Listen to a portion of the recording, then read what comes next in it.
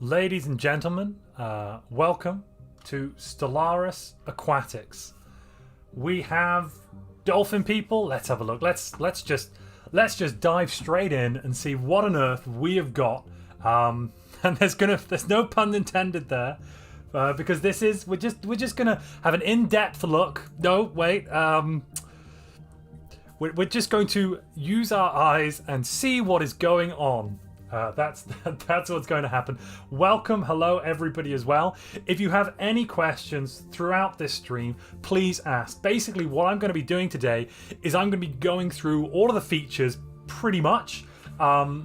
We may have some spoilers as well, so I will give fair warning before I'm about to do a little bit of a spoilery bit, because some of these things you might want to discover for yourself, which is definitely both fair, fun, and reasonable. So right out of the gate here, we have the aquatic species, the different appearances. What are the questions we've got so far? Can you show the colors of the aquatic species? Yes, I can do that. First, let's start by just looking at. I mean, you've probably seen roughly what we've got. We've got the pink crab guy, edge chronicle waif, and yes, there's an animal that it looks like as well.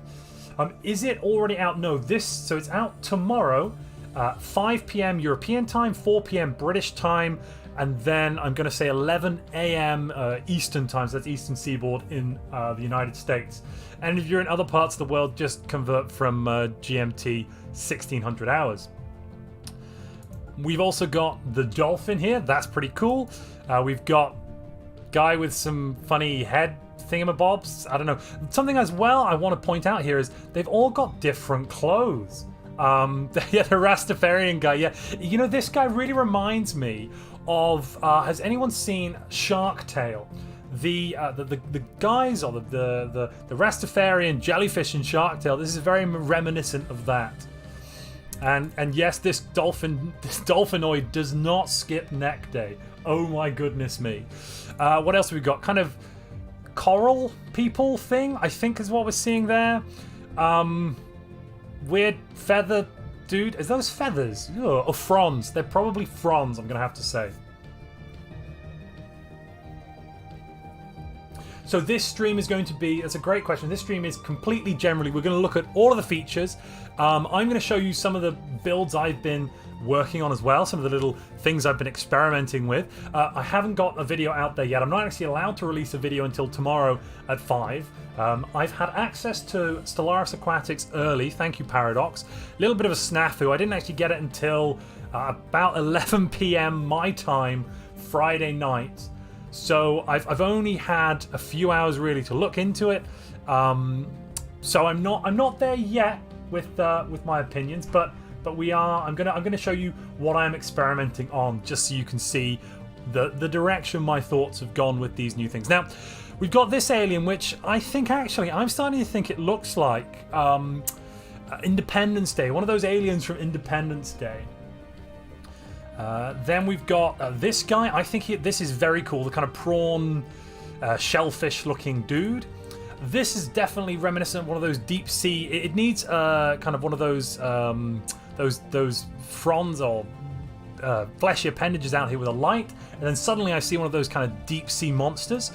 We've also got I want to say it's an octopus, but I've got no idea what it is. Then we've got the undead.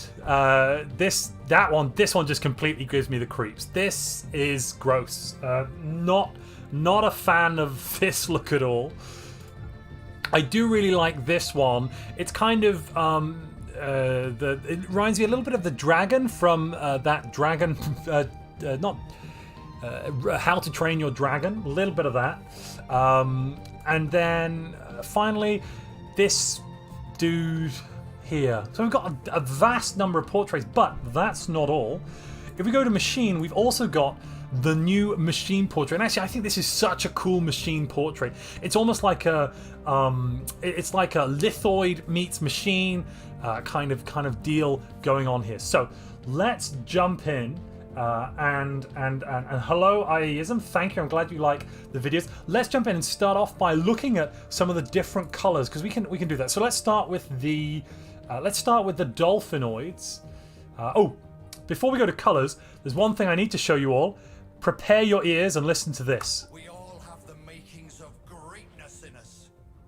We just need to take the helm, chart the course, and enjoy the ride.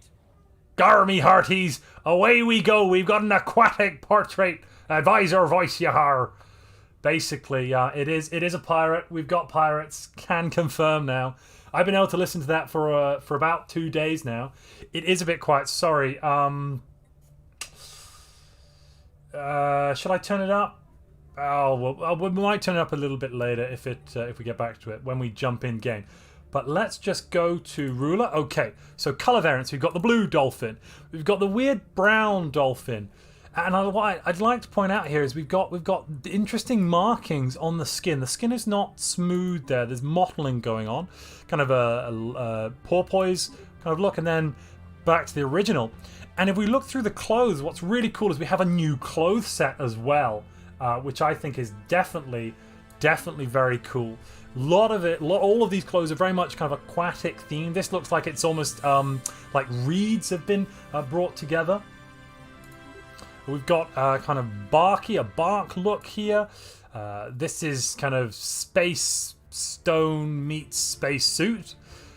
And yeah, the neck, I can't get over the neck on these dolphins. Little arms, massive necks. Their neck is like, it's twice as thick as a tree trunk. And then finally here. So let's just do another one. Which one would you like to see here? We've got numbers 1, 2, 3, 4, 5, 6, 7, 8, 9, 10, 11, 12, 13, 14, or 15. Give me a number. Give me some numbers, and we will look at some clothes for another one. I'm going to do a poll. I see 9, 13, 14. Right, we're going to poll it up. 1 minute, folks. 9, 13, 14, 7. I can only put 4 options in.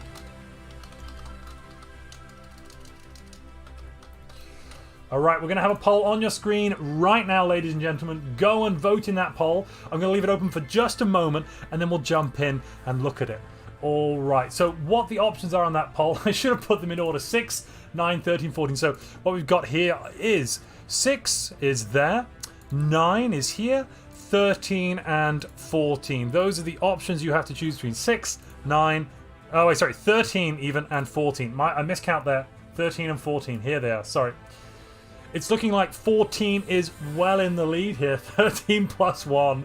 Wow, okay. Only 121 votes.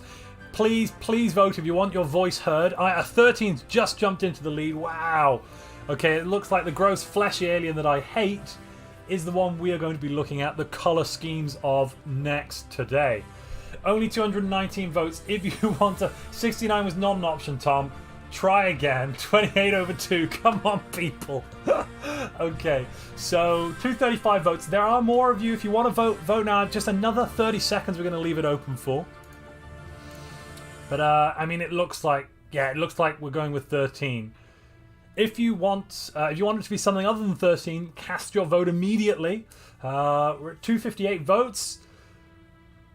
All right, that's it. I'm closing the votes now. Stop the count. It looks like it's going to be 13. Alrighty then.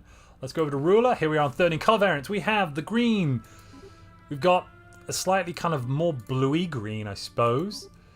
Oh, that is really creepy. That really reminds me almost of... I can't remember, but I think I've had nightmares about that, to be quite frank. And back to green says only 3 colors here. Wow, okay. Interesting. And then, is Aquatics out yet? So good question coming. Aquatics, no, it's not out yet. It's out tomorrow at 5 o'clock Danish time. So just convert that to wherever you live in the world. Montu has access early because I've been given access as a streamer so that I can share it with you guys, well, as a YouTube content creator. Let's just do one more appearance. 13. What came next? 14 came next. Let's go and look at that one as well. So color variants we have. Oh, that's really nice. Kind of a cool purple.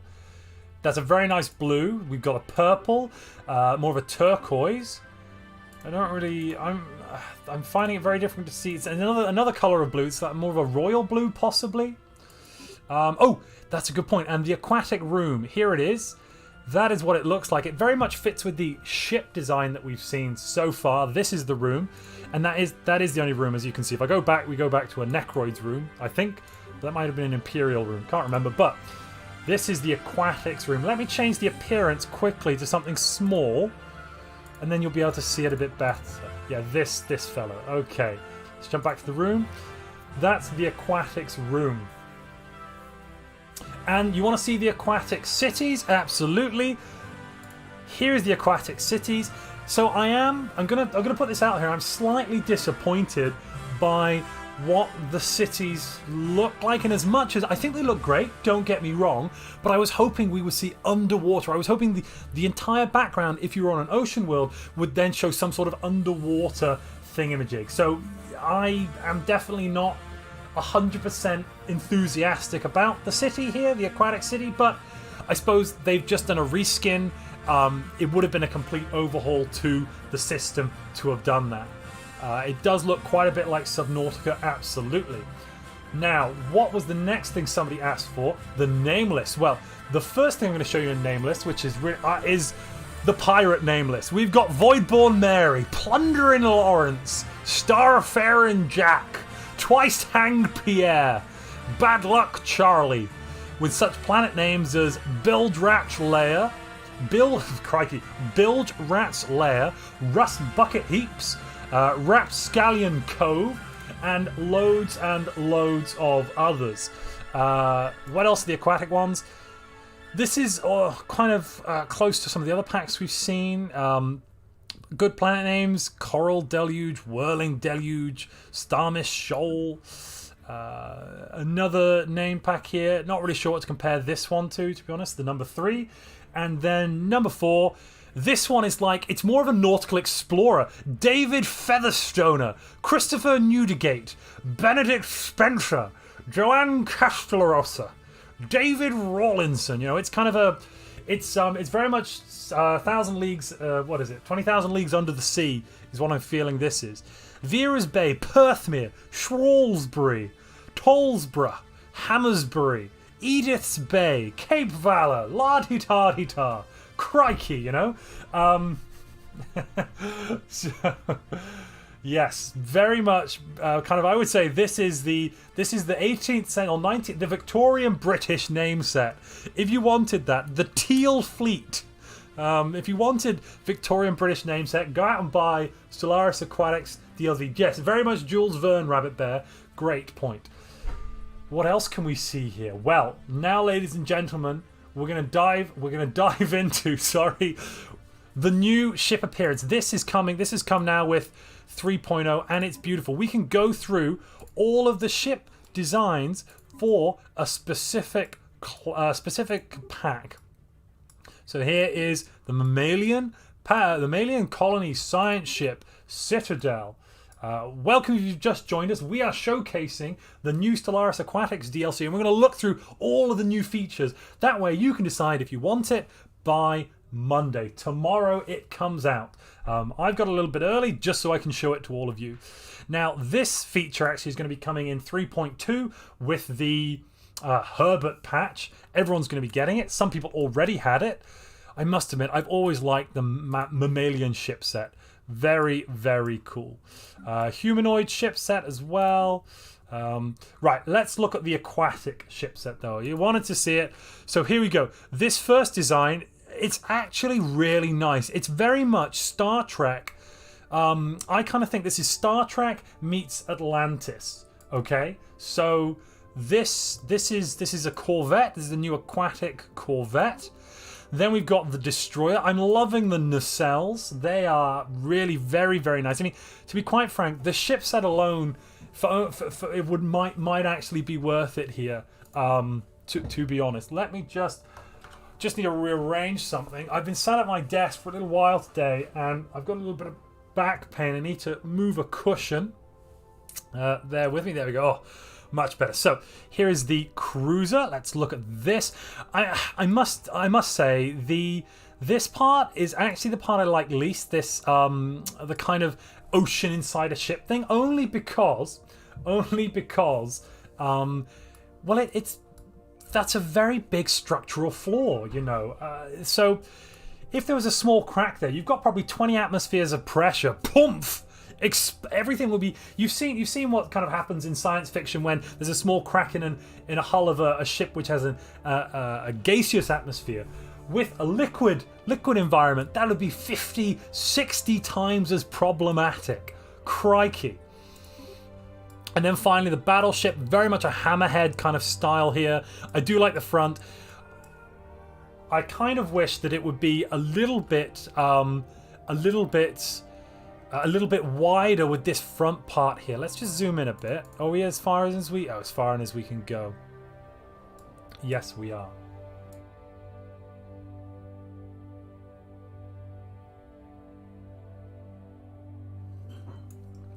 All right. So what are we thinking? What do we think about what do we think about this ship set so far then?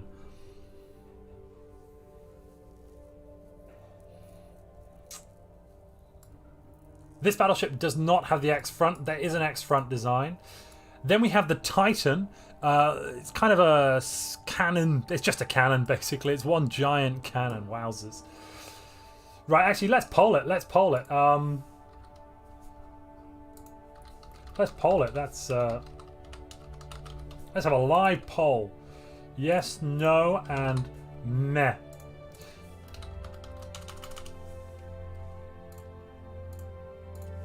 Poll is coming out now. Please feel free to vote. So, Andre, on that note, on air leaks easier. No, so the difference is going to be if you're on a ship like this. Going to dive into a physics moment here, people. If you're on a ship like this, or if you're in a liquid vessel, the pressure underwater. Let's say you were a fish species and you were used to living 2 kilometers below the surface of the water. Well, that would mean you're probably used to living under 20 atmospheres of pressure, meaning that if a hole were to form, you'd have 20 atmospheres of pressure. Oh, sentient, don't give me a surface tension nonsense. Surface tension is not going to hold back 20 atmospheres of pressure. Like, no, I'm not even going to dignify that one with, honestly, sir. No, but so you'd have crack in the hull, 20 atmospheres pressure, whoomph. Everything would kind of explode out. What else are they supposed to do? I mean, I guess the point is here, they won't drown, but they will die if they fall. So the construction ship, this has actually gone. So they talked about, if you saw the video on the designs, they kind of wanted to go with a whale shark thing for the Titan. They ended up going whale shark here for the construction ship. Very cool, very interesting. Yeah, Sir John murdered the game. I don't know how surface tension would protect, sir. I don't know. It is very much a Dune design, Maniac. That's a very good point. Very much Dune vibes. Interesting, the kind of the mesh design on top there. And they've still got some aquatic capsules there too. Here is a colony ship. I really like the colony ship. Basically, it's just an ocean. They make an ocean and they go ocean, go. I love it.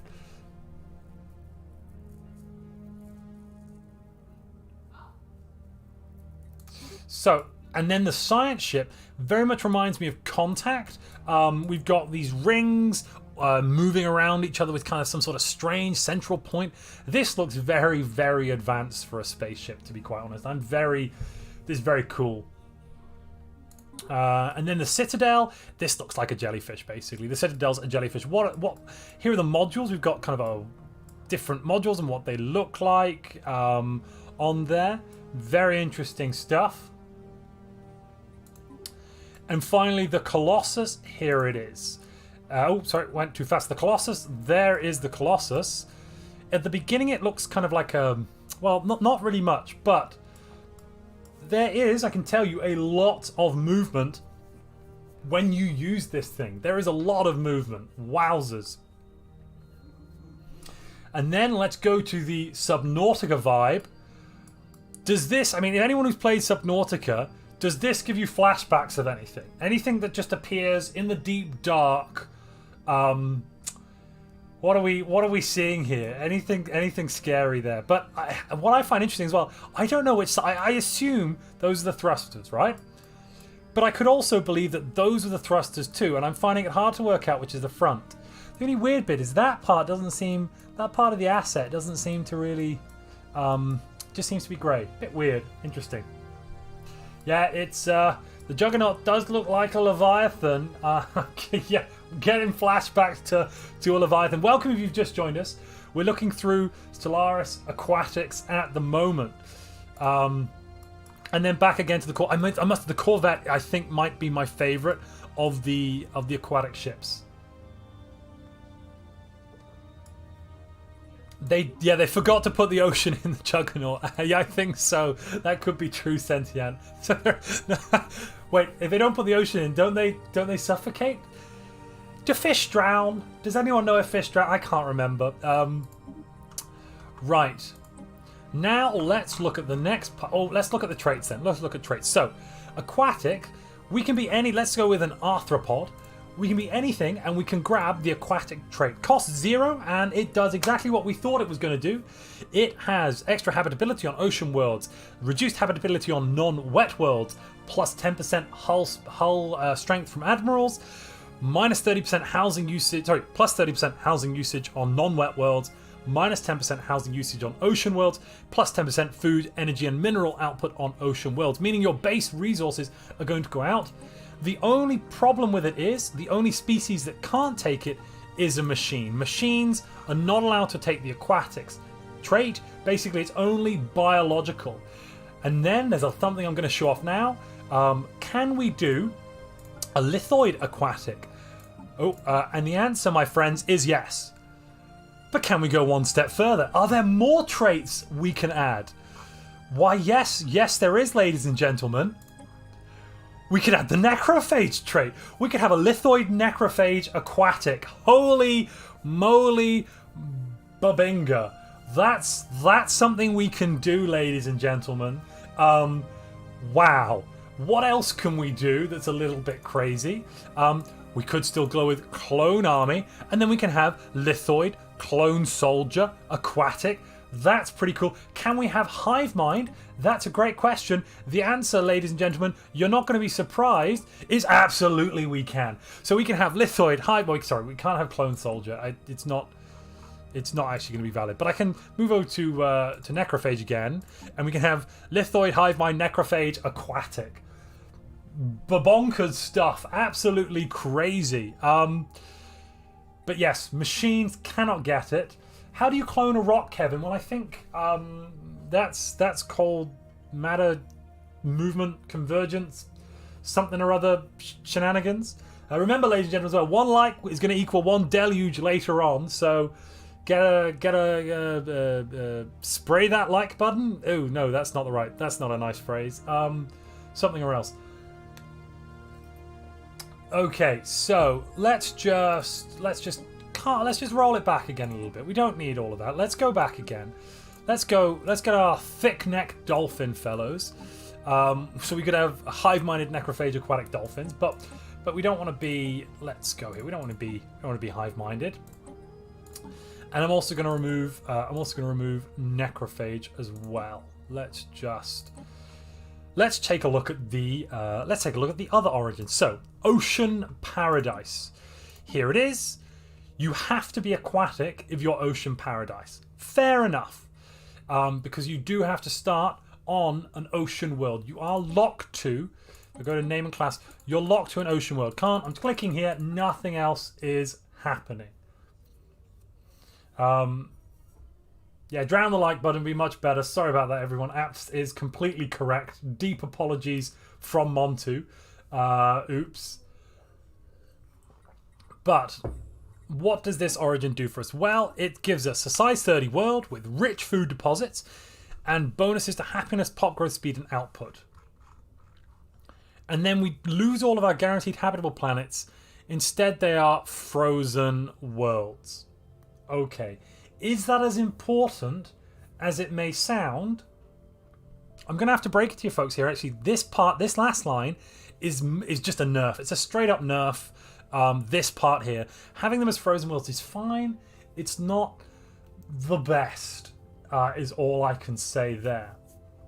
Then the other one is here be... so for this one, you can't be a machine intelligence for Ocean Paradise, but you can be anything else. So I'm just going to dance back a moment. I'm going to jump into something I was... Oh, no, something I was looking at earlier. So this is an Origin Ocean Paradise. We've got the Torvarite Raveners. What's going on with them? Well, they are Terravores, which is basically something I've been playing with and I've been looking at here. And we can actually dive in to see how these guys play. Is Terravore Ocean Paradise start. What's that all about? Let's jump into a save game, because I did have a go with them earlier. Let's jump in here where we're doing some consumption. Right, okay, here we are. So what we'd be doing with these Terravores, we're in the game now, we're 2218. Welcome to the Torvarite Raveners. With Terravores, what does that do? That gives us access to the Consume World planetary decision. Consume World, let's just unpause for a moment and let's get moving and unpause. We'll put up to fastest because don't really mind that much. Consume World, it basically creates tile blockers on our planet that we cannot use, because what we're doing is we are consuming the world. It's a decision. It takes 1 year each time, and it will output minerals, alloys, or create a pop. Interesting stuff. You've probably all seen Terravore before, though. That comes with the Lithoid DLC. But what we're able to do now is we have a size 30 planet. That means that we're not going to have a problem. We're not going to have any problems with having massive population, because as we consume these worlds, eventually they will turn into cracked worlds like this, shattered worlds, because they will explode, and our pops will just jump back to the capital again. They'll zoom on back, and because we've got this ocean paradise start, we're getting 10% stability, an extra 5% resources, and an extra 10% pop growth speed. It's basically like the Gaia World start, the Life Seeded start, but with a bigger planet, a size 30 planet, and you lose access to those quite important habitable worlds around you. But what I think you might be able to do here, and this is just a first playthrough. I've not got the build nailed yet, ladies and gentlemen. So don't pay too much attention to these numbers. But I think what you might be able to do is go around consuming the worlds around you to turn them into more and more pops, pushing those pops back to your capital, and then getting a whole load of alloys to then smash out into the galaxy around you. And go and attack. Now, did Life Seeded change to size 30? I believe it did. So let's actually check that out. Let's check that out, because it might be that Life Seeded is simply going to be better for this build than the Ocean Paradise. But it was a starting point. This is an idea that I had. Welcome if you just joined us. We are at the moment playing with Stellaris Aquatics Species Pack. This is coming out tomorrow, and it's going to be great. If you want to get it tomorrow, go out and grab it. So let's just jump back to the menu, and we will jump back in and look at what's going on. I still haven't shown off everything yet. What we should look at now probably is actually, let's go and create new. Let's create a new one. What we should probably look at now is the new traits, because we've got a new trait and it does some interesting things. And of course, there's also the other origin to look at a little bit. But right, so aquatic here is definitely aquatic. Number 2 is going to be my best, or not my best, my favorite, I think, name pack. I'm going to be going with the pirate name pack all the way for quite a while. All right, Stormwall, traits, aquatic, whatever. What do I really care about here? Anglers, that's the new civic. What does it do? Well, on wet worlds, first off, on ocean worlds, agriculture districts are uncapped, completely uncapped. Yes, so that means you select this one, and you can have as many agriculture districts as you want, and those agriculture districts, instead of giving 2 farmers, they give 1 angler job and 1 pearl diver. I'm going to look at this civic. We're going to jump in a little bit later and actually check out this in an empire, see what it actually does in the flesh. but I'm just going to tell you that I was slightly underwhelmed by it. Slightly underwhelmed. I think it might be a civic that's useful, but it's definitely not top tier. It's definitely not overpowered. Now, on the other hand, if I just jump back into the build I was looking at before, here it is. So this build, little bit more powerful in this way because we're going with agrarian idle and catalytic processing. So we're going to be getting lots of amenities from farmers on our ocean paradise world, and we can convert them into alloys. The only problem is you do have to go with pacifist to have agrarian idle, so you can't really, it doesn't really do that well. Let me just jump back to the main menu. I'm just going to jump into the sound. I'm going to bring up the advisor volume. It's going to be quite loud. It's going to be loud enough, but just we want to hear it basically, folks. Don't we want to hear that new advisor? For those of you who didn't quite catch it earlier, here we go. Honest work means hard labor, low wages, and no fun. I prefer to make a living by more adventurous means. We all have the makings of greatness in us. We just need to take the helm, chart the course, and enjoy the ride. So that's what the aquatic advisor sounds like. It is definitely a pirate. Also, Maniac, you are right. You could liberate, vassalize, integrate. Yes, but the thing is, that's extra steps. That is extra steps. What have we? It looks like 555 votes. The votes are cast. Aquatics ship set. It's a yes mostly. It is 1% saying no, 12% saying meh, 87% going yes. Very much treasure planet though, absolutely. Okay. So that's that. Let's jump in. Let's jump in and take a look at an empire. Right. Let me see if I can grab. Where are we? I've basically mapped out a lot of what is going on. Right. Let's jump into the Temsian Harmonious Republic. I'm going to take a look at what the both Ocean World start is like and the anglers, because this empire has anglers, civic, catalytic processing. Also with fanatic xenophobe, because you're going to want to push up pop growth as you only have one planet here. It's okay. It's definitely not overpowered. This one, okay? Just so everyone, it's definitely not overpowered. The Ocean Paradise. I mean, there might be a build that I haven't cottoned onto yet, where it is, but you start off in a nebula, which is kind of cool. That means people can't see into you, and you also will later on get access to the nebula mining.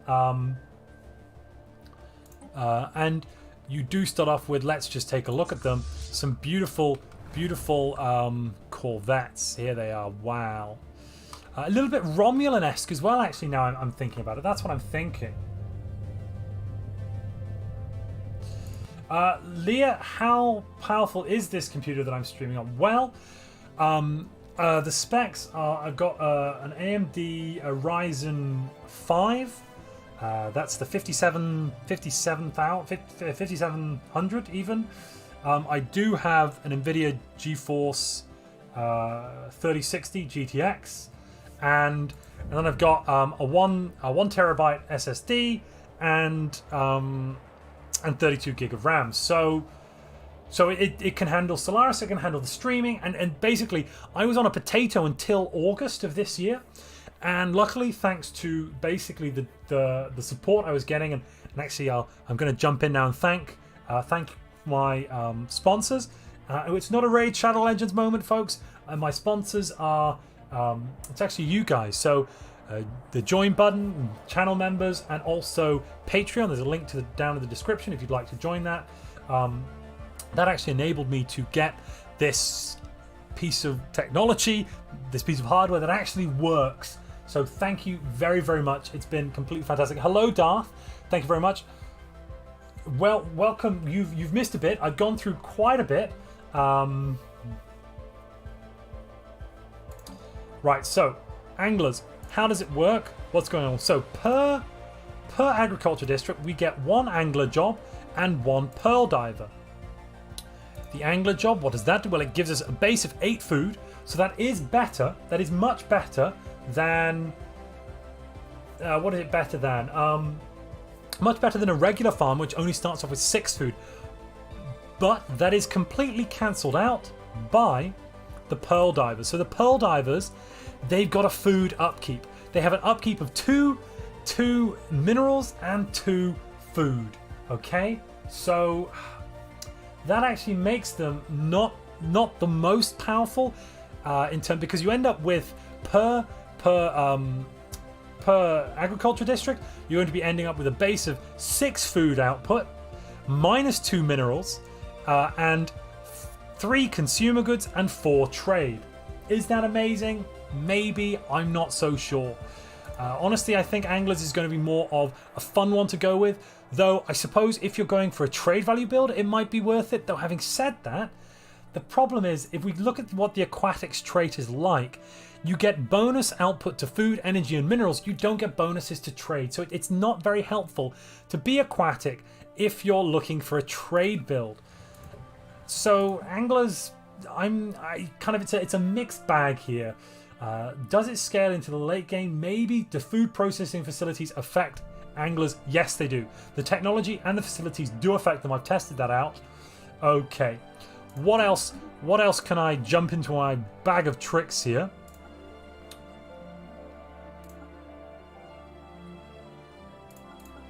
So, is this where I think we are? Yes. Okay, so now I've got a little bit further. I've unlocked the hydrocentric perk. In order to do that, you are going to need to unlock terraforming, ladies and gentlemen, because it's a perk that requires terraforming, basically. And then later on, when you get the Colossus, you are going to be able, when you get a Colossus, the Colossus perk, you're going to be able to get the Deluge Colossus weapon. Very, very useful.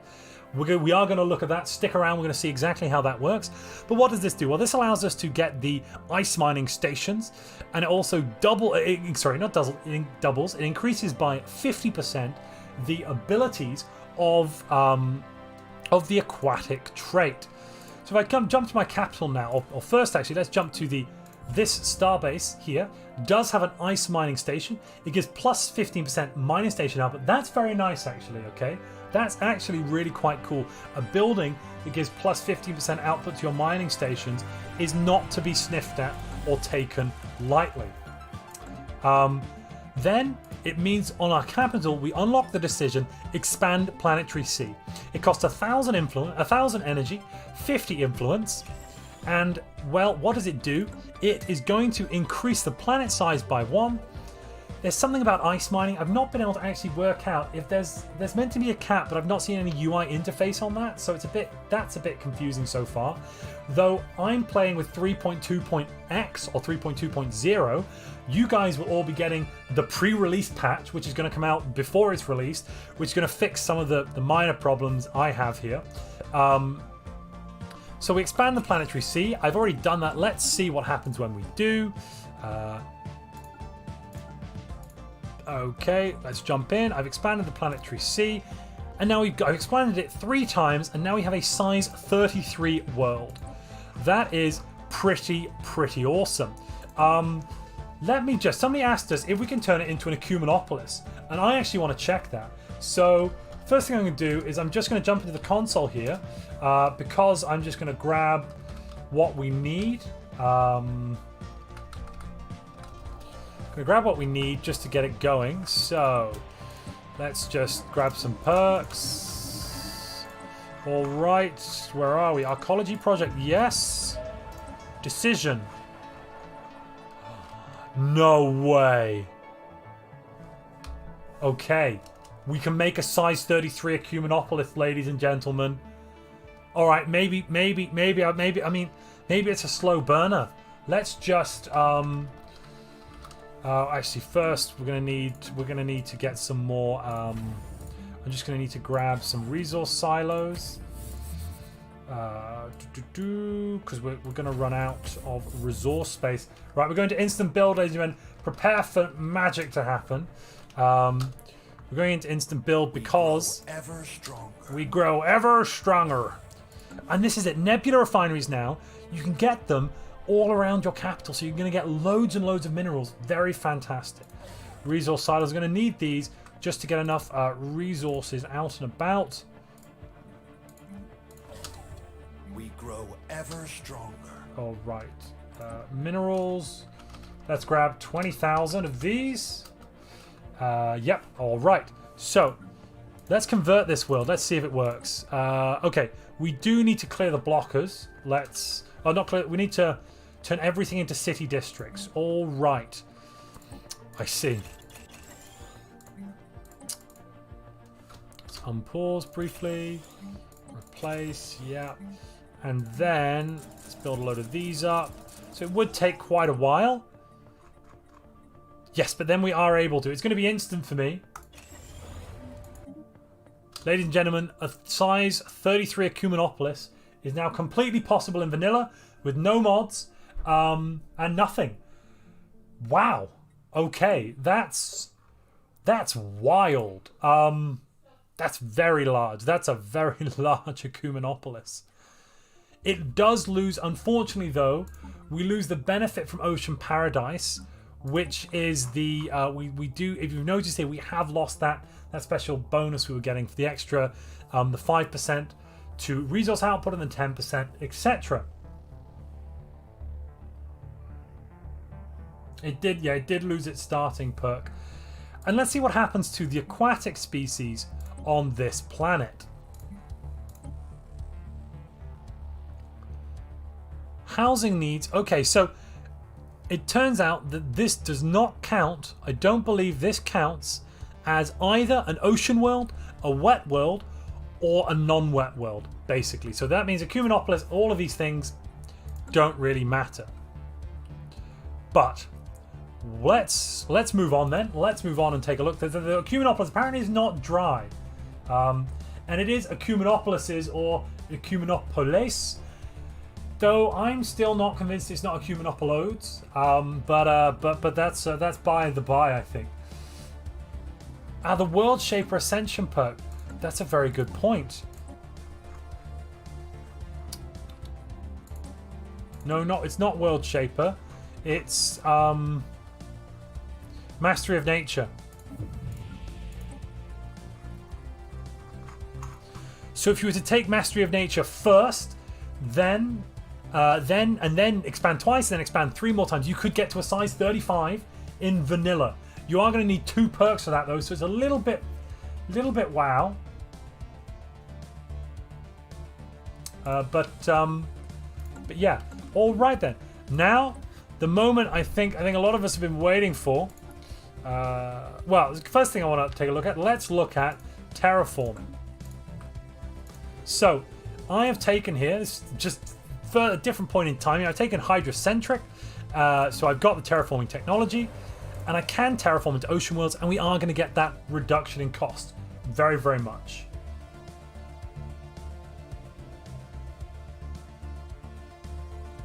Only night. It does only increase district cap. Fair enough. But I mean, the thing is, we don't care if it's size 35, just it has 35 district limits. You're right, guys. Sorry, a size 33 with the district limits. You know what I'm talking about. Come on. So we can terraform. What else can we do though? Let's go and look at what the Colossus can do. So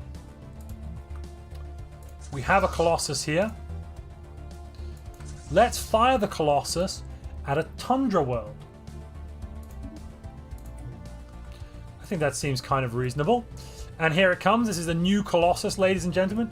Let's go into more of a cinematic mode. Here it is, coming in there.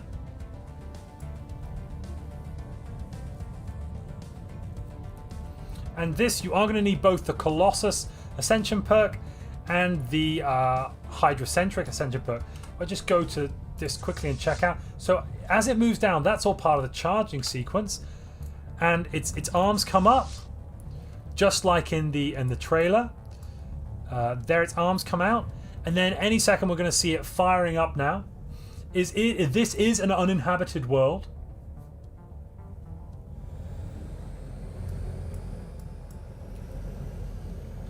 And it's going to fire now. Here we go. We've got a tundra world. Let's see what happens when we deluge. Here we go. Any second.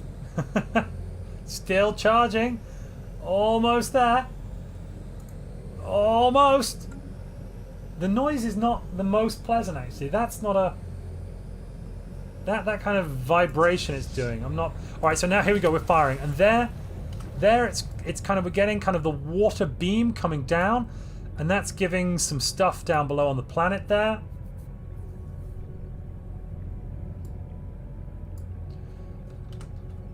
Here we go. Some nice movement there on this kind of squid-like monster of a Colossus. And then the planet has been drenched. So, any pop with the aquatic trait will survive the deluged Colossus. So you can fire it on your own worlds. It becomes an auto-terraformer. So you can just fly this around your empire, using it to terraform any planets that you want. We can only target habitable, non-artificial planets. But this does mean we now have the fastest version of terraforming in the game. Can we deluge a terraforming candidate? I haven't tried that out. We'd have to try. We can deluge... Here we have a continental world. Let's drench our own world just for the sake of it. Because here we've got a continental world. You know, we did start with this ocean paradise. Oh, run out of food. Montu's always running out of food. Oh. Here we go. We're charging the weapon. So yeah, it doesn't work on habitats, ring worlds, and I don't think it works on an Ecumenopolis either. But there we go. All of our pops absolutely fine. And now they're living on a very nice, very pleasant ocean paradise.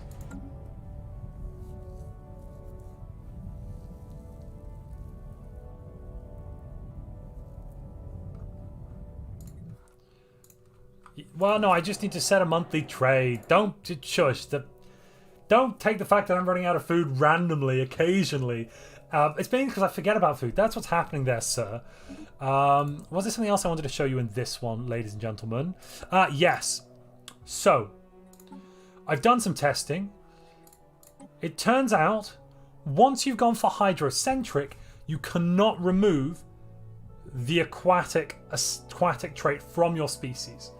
But I am yet to test out whether you can add it to your species. That's something we are going to have to find out for ourselves.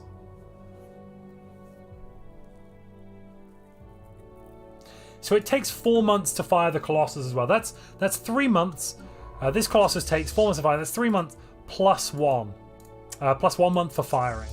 I believe. Somebody correct me if I'm wrong, but I'm pretty sure that's how long we take with it. Agri-worlds are not uncapped on your worlds at all.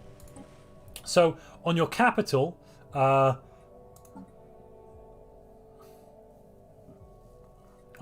you simply get, if we go to the features, 8 of these teeming reefs, providing you with a possible 24 food districts, which means that yes, they are not uncapped. You'd need to go with anglers to make them uncapped. The problem with the Colossus and the hydrocentric perk being OP is that you're not going to be getting it until at a minimum 60 years into the game. You need to have the Titan technology. You need to have 3 Ascension perks at least. I'm going to say that means you've also ignored a load of the Ascension paths if you're just going for hydrocentric followed by the Colossus project. It's it's not. Show me. It's not an early thing we can do, and by that point you've probably done a lot of terraforming, so it's not massively practical. Though, once you get it up and running, let's say you're going on a conquest spree, you're going to be able to terraform a whole load of stuff. You're going to rock up your enemy space and go, I want an ocean world, ocean world, ocean world. Boom, boom, boom. Right, now let's take a look at... Now let's take a look at something else. The dragon. So, you have the Here Be Dragons origin. You get to start with this dragon roaming around in your space. And now I'm going to say, ladies and gentlemen, spoiler warning. If you don't want to be spoiled for what's going on with the dragon, cover your ears, look away now. Just for 5 to 10 minutes or so. I released a new video today, something about habitats. I can't quite remember actually. Habitat districts and deposits, what goes on with there. Check out that for a minute while we're going to talk about the dragon stuff and see what goes on here. And then come back. If you're still with me, it looks like you want to know what goes on with the dragon and what you can do. You don't want to have to discover this all for yourself. So, the dragon starts off and it's Hrosgar, the Endless Flame, Sky Dragon. You can't rename Hrosgar, unfortunately. He's not your dragon. Okay? But you don't have to be aquatic, I don't believe, to take this one. Anyone can take it, so you can be any world type. Doesn't really matter. You just have a space dragon. Nice. Very simple. What this is going to provide for you is it is going to provide defense for your home system. In multiplayer games, where you have, let's say, a 22-30 war, or let's say you don't really want to focus on your fleet, you won't have to. Somebody's going to need at least 15 to 20k of ships just to take out this one hungry dragon. So if you build 5k of ships, 10k of ships, a moderate number for some, but still a reasonable number of ships, you should be relatively safe with your dragon. Then, if you have the reanimated army civic, you're going to be able to basically defend fantastically against it's going to be an anti-meta build. I'm making a video on that at the moment. Reanimated armies plus a space dragon is going to be completely crazy. But the first event has fired a hungry dragon, sorry. Now, you probably had time to read this on the screen. If you haven't, well, you can always go back and take a look. But we can either fire a warning shot at the dragon, we can set aside some space for the dragon, or we can continue to observe it. I'm not going to show you what all of these do. I'm just going to do the one that costs no influence. You will get to see them yourself, though let's see what continue to observe it does. So we're observing the dragon. He suddenly seems hungry. He has been flying around our system. This is nothing to worry about. I'm sure it's all completely fine. I couldn't see any problems with what's happening here whatsoever at all. He's come to our world. Here he is. He's just taking a look around. Yes, there's no problem here what? Okay, so then the dragon lands on your planet, and unfortunately, he does eat a pop when he is in the process of landing, but you get some great bonuses. And then in 15 to 16 years, he will take flight again. And you're going to get some great bonuses when he does land down on that planet. Another happy landing. So, let's say yes, and so now the dragon seems to be gone just for a small period of time. But we've now got on our planet the feeding dragon modifier, so he's kind of landed. I wish there was something you could see actually. Some way the artwork changed or something here on the screen maybe, but alas, you don't. You do get a feature. Here it is, the feeding dragon. The mighty sky dragon has landed and is proceeding to devour its way through a startling amount of food. So it's 15 food. It's not that much. You can buy that. It's neither here nor there. But you get 6 unity and a whopping 10 stability just from the existence of the dragon. That's really good. You know, so if you're looking at 22-30 war, that means in this period where you're wanting to expand and push out, you can get the dragon to land for 10 to 15 years, push up your stability, and then 10 to 15 years later, he's going to take off again. Once he takes off, you'll have your protector back again, your divine guardian.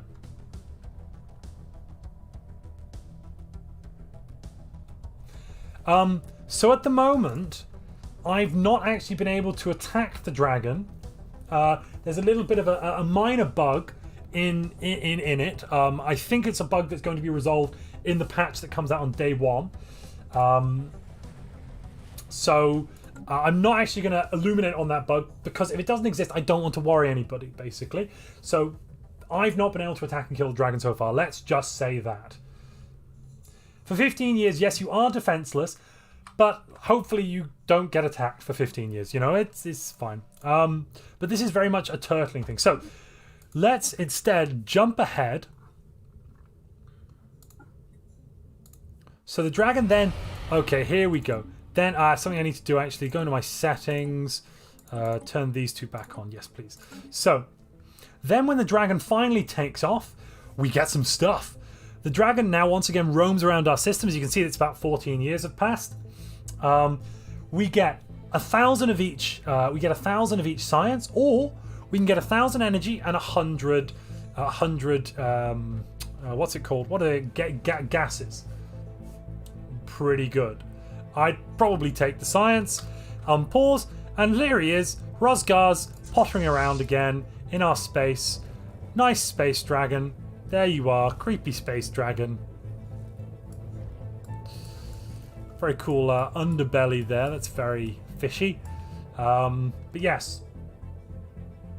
So can you win a game just turtling? I mean, you could pay pacifist. We still cannot rename him yet. But fear not, ladies and gentlemen. Later on, once you've established contact with enough species, you will then get the ability to begin trying to communicate with the dragon.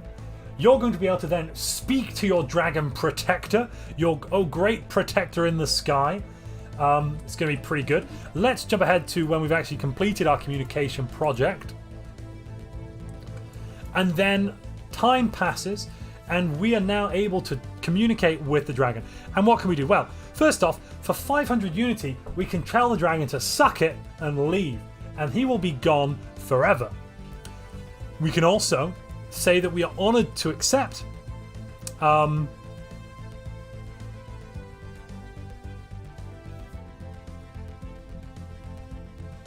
sorry, I've actually I've jumped ahead a little bit here. Sorry, let me I think I've jumped ahead a little bit. Wait. Yes, sorry, wrong one. This is the right one. Here we go. Sorry, everybody. Okay. Now we're going to speak to the dragon. We get 150 unity, and then we speak to the dragon. So, when you speak to the dragon, he basically goes, "You're far too puny and pathetic to want to speak to me. La-di-da-di-da." You get some unity, the dragon continues to roam. Then, however, now we're going to jump ahead back to where we were at before. Then, however, if you get to unlock... if you unlock 6 ascension perks, or you complete an ascension path, for instance, if you complete the synthetic ascension path, or probably the easiest one to do here would be the psionic ascension path. I am thinking you could have a unity rush, tech rush, psionic ascension rush with dragon in order to get dragon hatchlings as soon as possible. Because what we can do here, we get a load of nonsense, blah blah, and we're honoured to accept first off control of Hrothgar, and then we can get up to 10 fledgling dragons. So we'll accept that, and now we actually get him, and we can rename him. We now get, ladies and gentlemen, I give you Bubbles of the Endless Flame. Please bow down before Bubbles. He's existed for millions of years, and now he is our friend, protector, and our little bitch. Bubbles of the Endless Flame. Here he is. We still can't actually see what its weapons are, but we have indeed got a dragon. There they are. Yes, we're not worthy. We bow before you, oh holy Bubbles. Right then. Now, you get citadels as well, and then, ladies and gentlemen, you get access to the Dragon Hatchery building. And for the low price of 500 gases, 500 crystals, and 100 living metal, as well as giving up a few years, you can get dragon hatchlings. And the dragon hatchlings can combine with your fleets. I'm at 2270. You could probably get this quite a lot earlier. I think you could probably get this around 2245. meaning that you could probably get fantastic fleets of these dragon hatchlings out and about.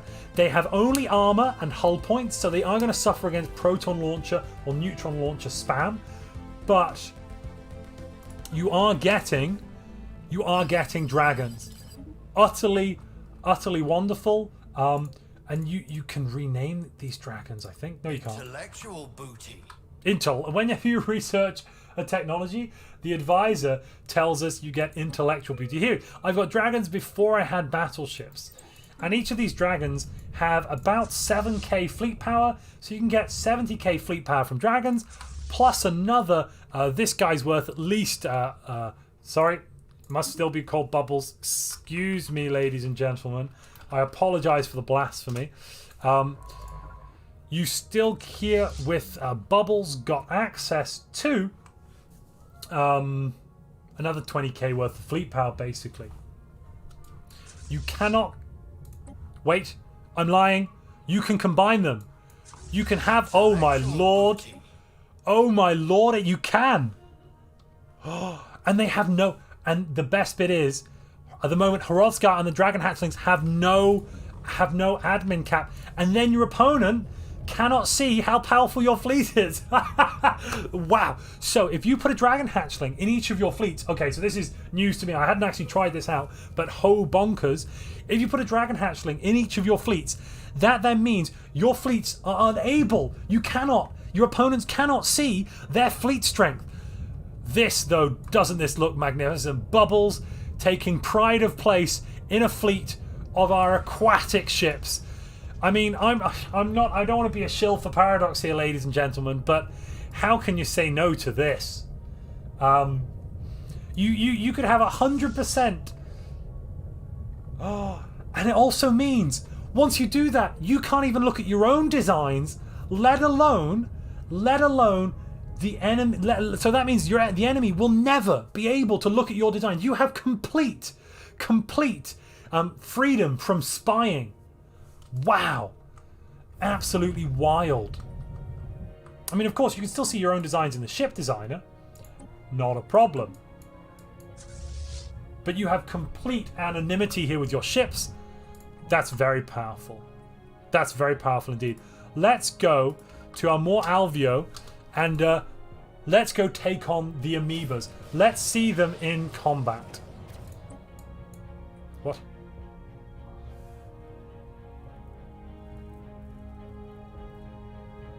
What?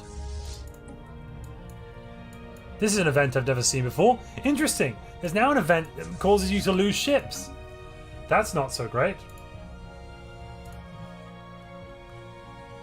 So Bubbles the Eternal is now going to go and go to a more Alveo and kill... Basically, Bubbles is the Anakin Skywalker of the Stellaris universe now. He's going to go and kill all of the younglings. Oh, do I have AI? I don't know. Maybe I do actually. Oops. Well, we're going to have one of those happening in a moment.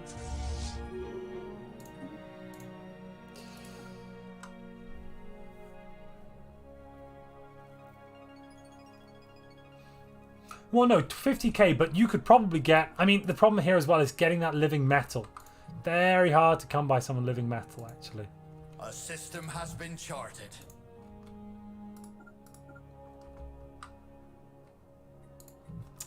All right. So, should we execute our Order 66? The time has come. Execute Order 66. Yes, my lord. Here we go. Bubbles is going to come and say hello.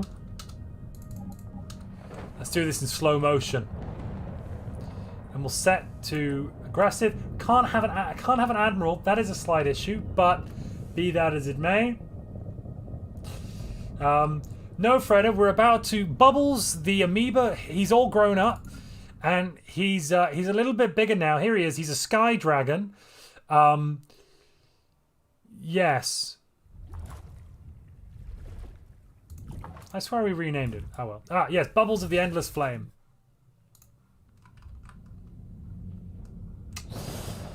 And we're going to go and execute our own Order 66 on the amoeba, his kin, his spacefaring kin. Alright then, here we go. We're in. Let's see what happens here. Okay, we've got some engagement. Boom! What's that weapon? What do we got here? Dragon's Breath. 63,000 damage. That is a weapon. That's a lightsaber. Oh, and we've got they've all got their own little dragon's breaths as well, or wing skewers and stuff. Pretty good things. And there are the wing skewers coming in. Beautiful. Let's take a look at this. Wow, here we go. Bubbles, he's become the very thing that he swore to destroy. Our ancient protector. He's now going to go around killing killing his friends. And this is Amor Alvio. Oh, and we're engaging again. Whoa! Some big weapons there. Beautiful. It's like a tachyon lance across the system. Yeah, so you can get. You do have to unlock.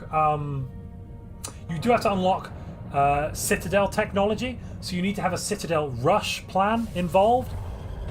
But as soon as you do that, you'll be okay. So I predict you could get that by 2240, 2250. I'm going to be trying to do it, and I'm going to be coming to you with 100k fleet power by that point very, very soon. Yeah, I've just realized now we've actually renamed the fleet, not the Leviathan. I thought I'd rename the Leviathan. Sorry, ladies and gentlemen. Maybe we cannot rename him. I'm very sorry. And Amor Alvio has been purged. Congratulations. Our lookouts have detected an anomaly. That's what we're going on there. So, questions. What would we like to see? What is going on? And yeah, what would we like to see, folks? Shout out what we see next. We've seen both of the origins. We've gone through them a little bit, and we've seen the traits. We've seen the civics. I think yes, we have.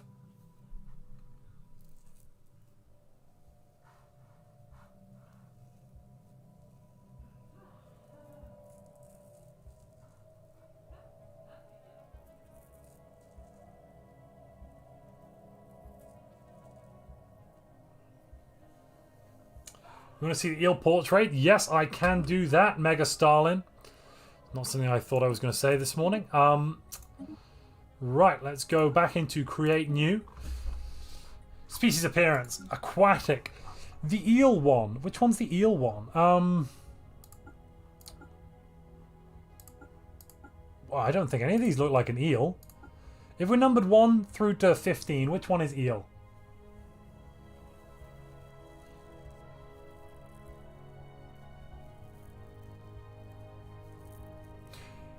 Which one is... Oh, the Jelly Boy. Is that this one? No. Is that this one? 11. 1, 2, 3, 4, 5, 6, 7, 8, 9, 10, 11. I don't think... Is that an eel? Oh, I suppose possibly, yes. It's kind of eel-like, isn't it? Let's go and have a look then at this fella. Color variants. Oh, no clothes choices. Oh, so the color variance is changing his body. Ooh. 4 arms. Kind of creepy arm things here.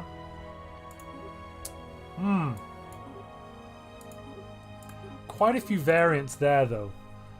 Interesting colours. It's a bit of a moray eel face, isn't it? Yeah, you are right.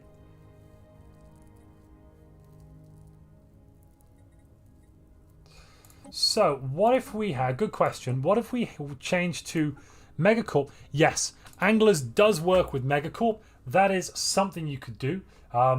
Enderlin, welcome to Priest. Thank you very much for your support, and thank you for joining the channel.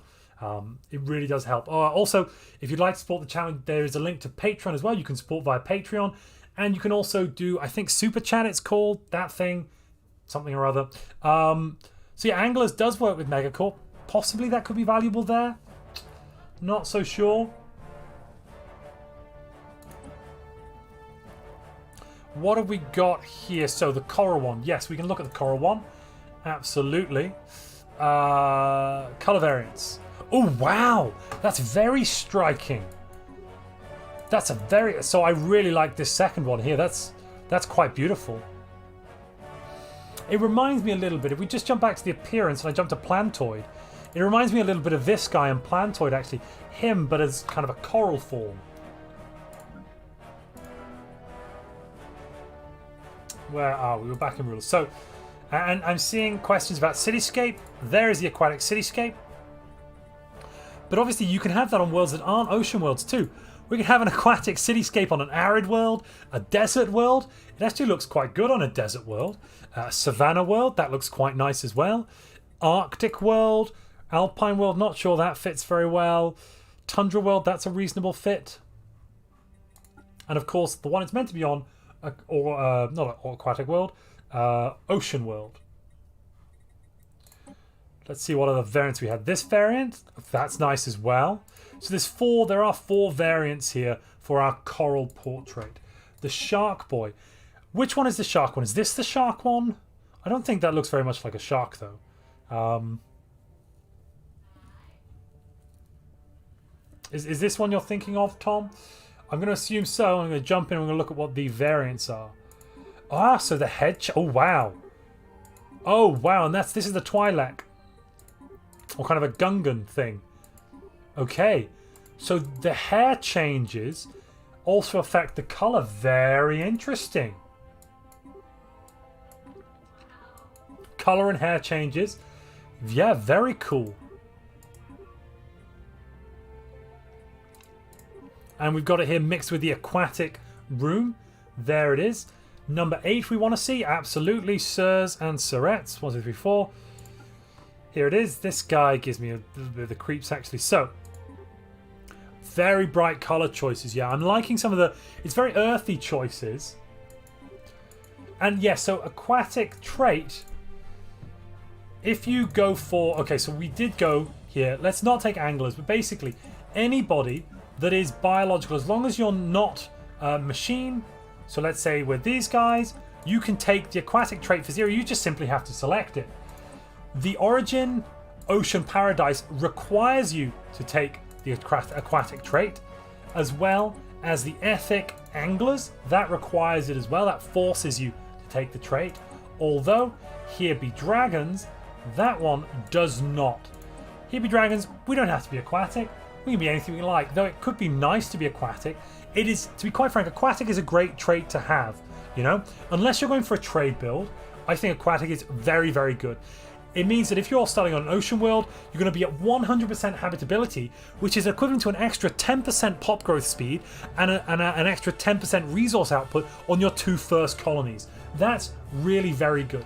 Can you be aquatic rocks? You are darn right you can. I think I've shown that before, but I will show that off again. Where are we with the... I've lost lithoid. Where are you? Here we are, lithoid. Trait, a lithoid, aquatic. You can also be, I did show this before, you can be aquatic necrophage. And we can go one further. We can go one further. You can be aquatic necrophage hive mind, lithoid.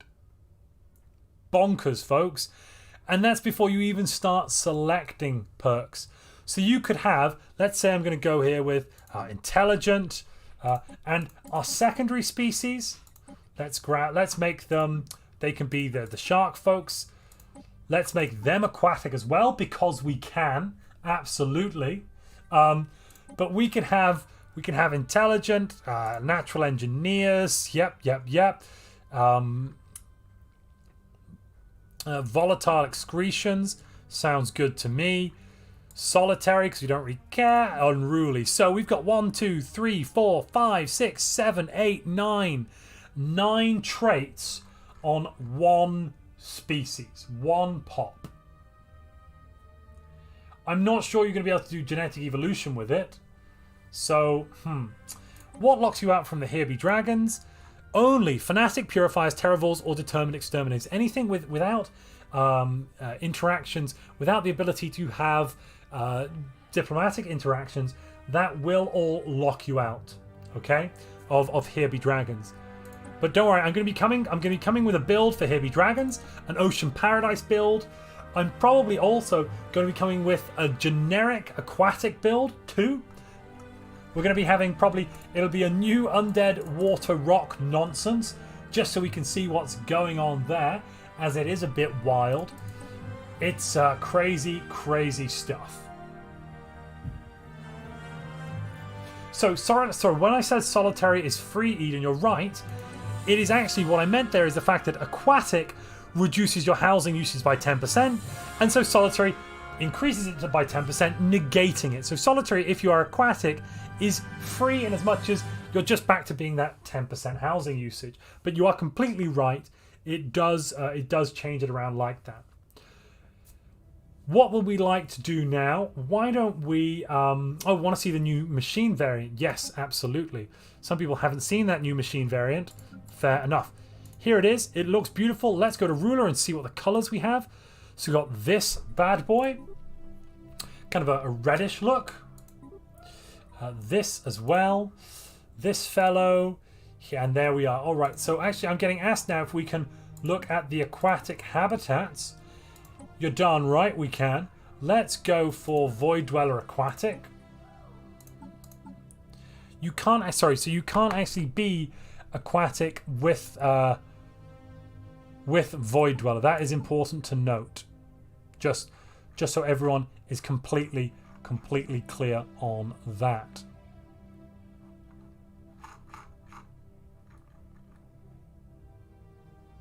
I'm hive minded. Let me just... That's the problem. That's what the problem is. Reduce hive. Get rid of hive mind. I'm going to go with something like this, because we're going to go merchant guilds, functional architecture, and actually I think I'll do that. Just have a nice yeah. Species is going to be called Solorum. Get rid of hive-minded. Good. Then I will take Thrifty. Absolutely. The name lists. So we've got some fantastic name lists. I've gone through them already, but just want to come back to them. We've got the Pirate name lists. Maroon in Grace. Mad Baldassare. Plunder in Lawrence. Barnacle Zamira. With such planet names as Bildrat's Lair. Freeport. Ravager's Creek. Moonlit Mooring. Etc. Etc. Etc. We also have the 18th century Victorian era name set. So as we have here, this is what we've got. We've got so basically we've got a load of kind of classical Jules Verne literature style names. Let's, however, go with what I think is going to be my favorite name set for a while. That one.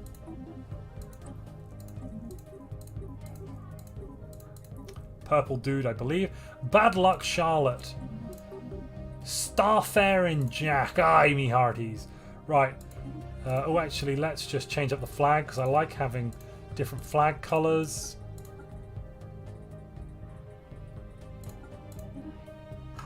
And I do need to set it to aquatic. Yes. There we are. Good.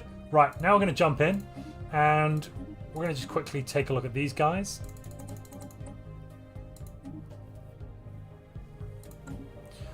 And here we are. This is what the aquatic habitat looks like. That is the upgraded habitat, so that's not the base habitat. We've got kind of an ocean at the top, and then more ocean inside, with some kind of bottom ocean down the bottom. What does the aquatic advisor sound like? Well, we've heard it before, but we'll hear it again. Honest work means hard labor, low wages, and no fun. I prefer to make a living by more adventurous means. Our course is charted. Cast off all moorings and hard a starboard. Greatness awaits in the briny blah. I'm sorry, Johnny 13X2, that you didn't get your exact shark people. So that's what the upgraded one looks like. And then the regular one, here it is, just kind of a jellyfish, jellyfish-like thing going on.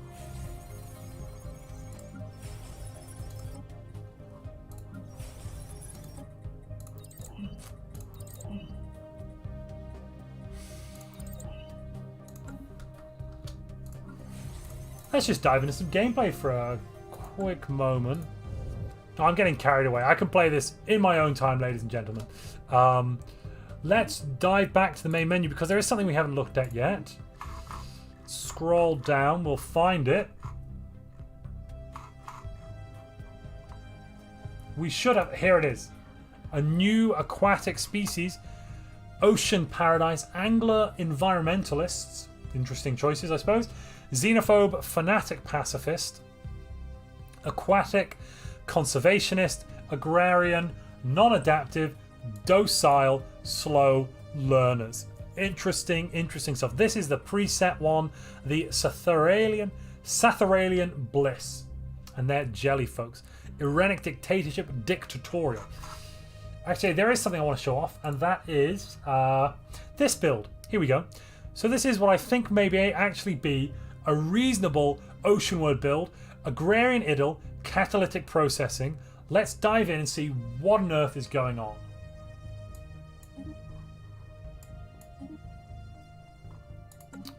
Alright, so agrarian idyll on our homeworld. Here we are. What do we get with that? Well, our farmers now produce amenities, and actually something I've done, I do want to, these perks aren't perfect yet. I've taken repugnant because I don't think we're going to worry about amenities because we've got so many farmers. Our farmers are going to produce food and convert them into alloys. Wow, we've got a lot of food to sell though. So basically,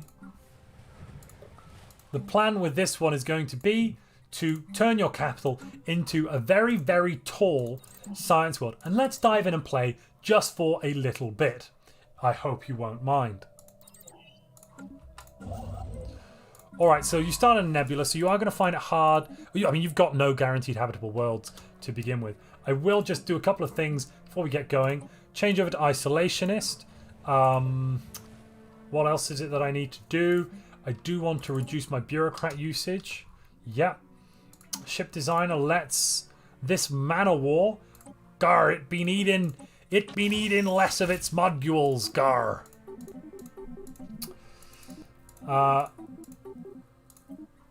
There we go.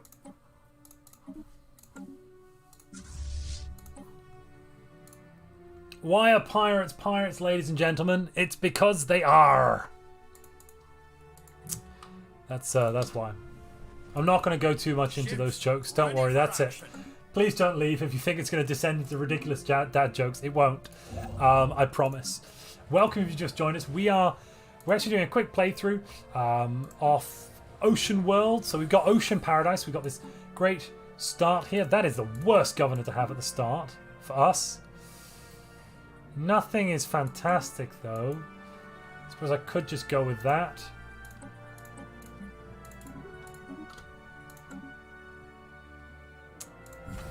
And I will be building 2 science ships right out of the gate because we just need them. Oh, selling too much there. That's actually only sell 50, otherwise I will be pushing down the price of food. I don't want to do that. So it's kind of a one planet challenge build in the beginning because you start with this massive size 30 world. You can increase it, but it's kind of locked off here where we are. So what questions do people have about aquatics, about the aquatics pack? Important thing to note, you can't have agrarian idyll mixed with the new anglers, and I think in this case agrarian idyll is going to be better. It's going to, because actually it's giving us building slots. For every 4 we get 1 building slot, which is very useful.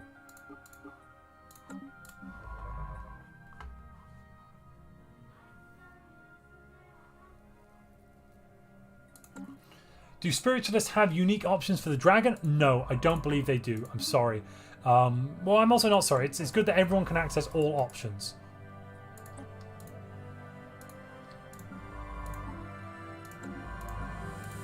And let's throw down research lab. I will then do another research lab. Our lookouts have detected an anomaly. Gar, the lookouts, they be detecting anomalies, they be. Gar.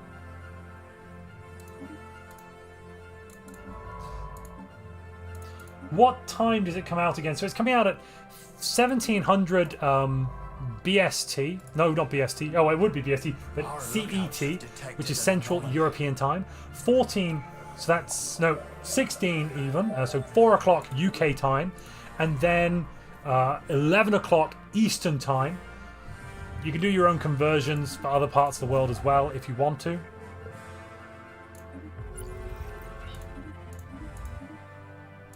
Holy moly! We're not guaranteed any ocean worlds, but we've just found one next to our capital. This is actually quite a good run then.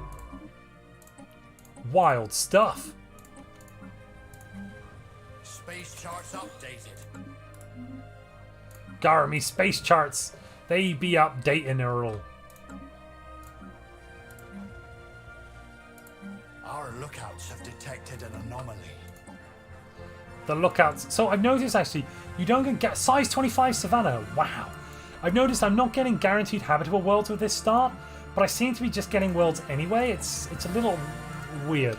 Don't know the best way to describe it. Now, with this start, I'm going to say Mercantile, pretty rubbish. Mercantile's not so great, but Prosperity is going to be really good, actually. Prosperity and Discovery going to be some great perks, some great traditions to start off the game with. I will be creating a colony ship very early.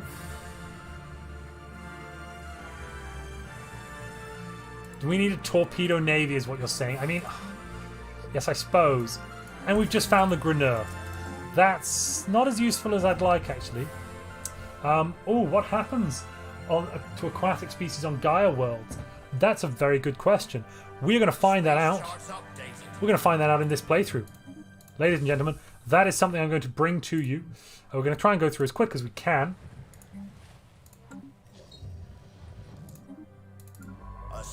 Because this is only going to be a short stream today. I'm not going to stream a full playthrough. I did that yesterday. I'm tired. I've got videos to make, life to live.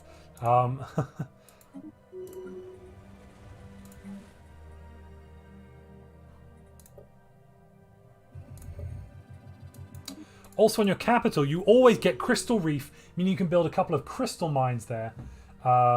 So that's kind of cool. Ever stronger. A system has been charted.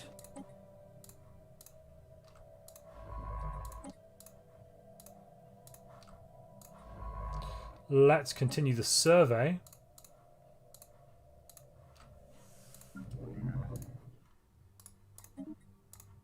Okay, so usually you shouldn't be able to do this, but apparently it's happening. Oops. You shouldn't have a world next to you. You shouldn't have a guaranteed habitable world. I don't believe you will. So food technology is going to... Everything I said the other day about food in this build, throw that out the window. You want food now. It's actually going to be important. Research complete. Our lookouts have detected an anomaly. Another world? A size 17 Alpine world? A size 12 Savannah world? Yeah, I've noticed I keep getting loads of worlds around me. Colonial outpost. We are being contacted with a couple of run-throughs I've done, it's very odd. Very, very odd. And we will, of course... Basically just going to go full exploration at the moment.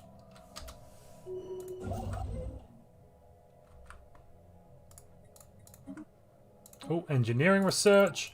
There we go. Right. Does Deluging a Fallen Empire Holy World break that modifier? No, I don't have habitable planets up. This is just on one-time stuff. And that question about the Holy Worlds, I've not tried it, though I would expect that it might, actually. I think it might, but if you use any planet cracker on a Holy World, or Colossus on a Holy World, they will always go to war with you.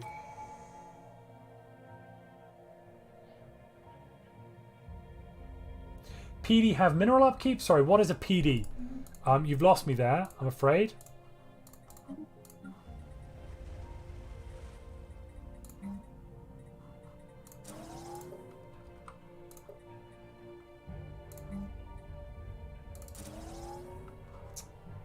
How do aquatic races fare on relic worlds of Cumenopolis? They completely... They count as artificial worlds, basically. So, no problem there. Pearl divers, yes. So, pearl divers have 2 food and 2 mineral upkeep. That doesn't make them fantastic. That makes them kind of the opposite of fantastic in this humble YouTuber's opinion. grab a quick glass of water. And we're going to try and blitz through. I've almost forgotten what are we aiming for again here, folks? Somebody try to remind me. I've suddenly had a bit of a brain fart. Space charts updated. We want to get the Grenadier to get the new bow. Yes, I remember now. We want to see how they do on. Is that another world? Wow, so many planets, and another one. 1, 2, 3. That's just so many. A system has been charted. Okay, so Gaia. Okay, thank you, Tobias. Gaia is going to be exactly the same as the other artificial worlds, basically. Oh no, that's going to be rubbish for us. It's going to build speed. So Gaia is not going to take anything away, but you will. You won't get any bonuses either. And thank you as well, Tobias, for your support. It's very much appreciated. Another agriculture district here should open up another building slot for us.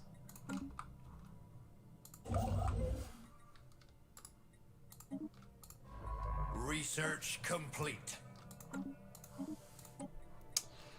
Farming subsidies is going to be quite important in this build, actually, because we're going to use farming subsidies to push up our alloy production. I think maybe we can do something crazy with alloys. The problem is because we're biological, we are going to have a bit of an issue with our capital. Though I suppose what we could do is colonize one rubbish planet, move our capital to that planet, and then re-specialize our capital as the industrial world. Yes, I think that might work. Basically, this is going to be a mega tall build. That's what we're going for here today. We're going to see how it goes. A new port to call home. And I am kind of zooming through. If you've got questions, shout them out. I'm looking at chat. Questions about the aquatics. That's what we're playing right now, Stellaris Aquatics. Another world, another ocean world. So apparently there's no guaranteed habitable worlds. We grow ever stronger. But I've just got 2 ocean worlds. Maybe there's a bug. Because this is wild. A system has been charted. Absolutely wild.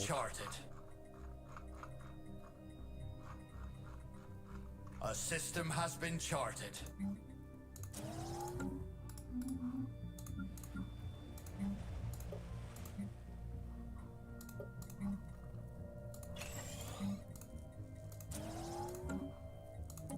Let's continue the expansion and exploration of space.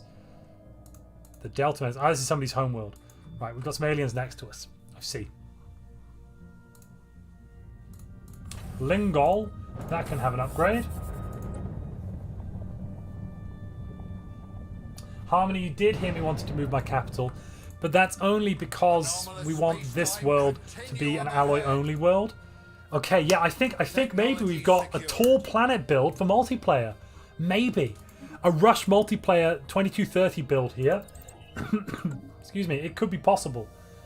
Am I going to stream tomorrow? It's very unlikely, Boomer Blood. It's very unlikely. I might have a short stream. Maybe I'll continue. Maybe I'll do a multiplayer stream if there's some multiplayer going. But it's unlikely. Technology secured. All right. Now if I move my... I'm not going to move it yet. I'll move my capital later. Yes. Yes, I'm going to move it later. I'm going to laugh if somehow now Agrarian Idle and Catalytic Processing are OP.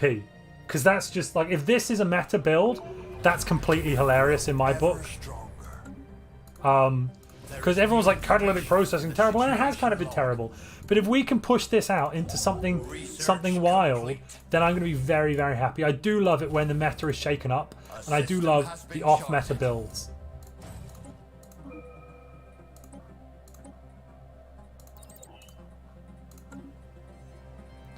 Where is the situation log? We grow ever stronger. There, okay.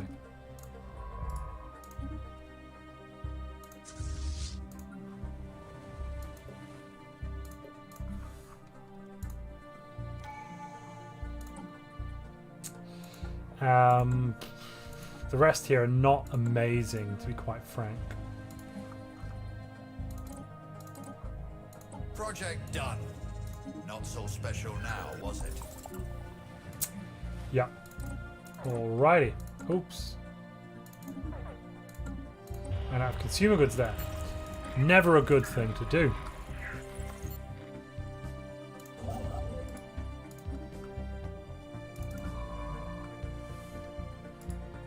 Let's do some anomaly catch-up, I think.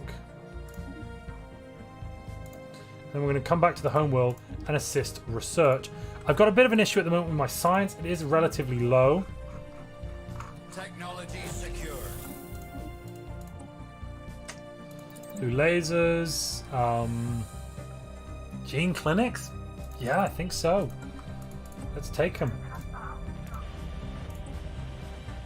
Right, let's put the next colony down.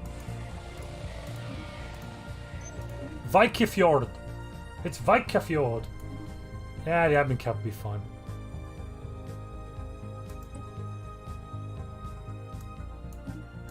We've just met the galaxy's most delicious aliens. These guys, the Vivis. That's come up a couple of times now. Maybe there's something weird going on there with the randomness. Has been charted.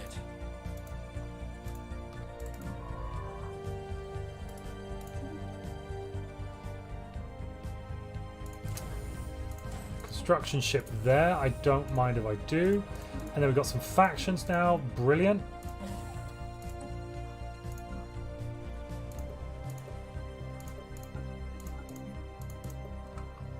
We grow ever stronger.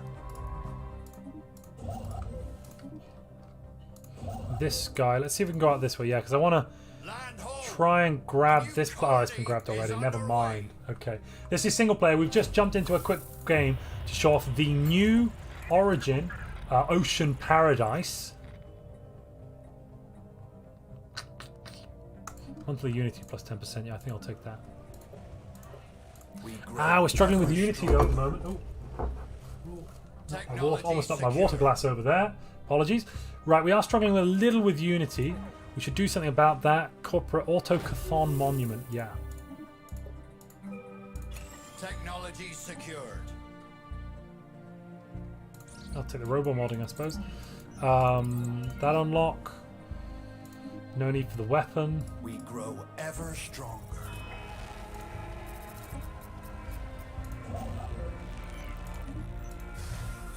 Uh-oh, which of us started first? I think he did.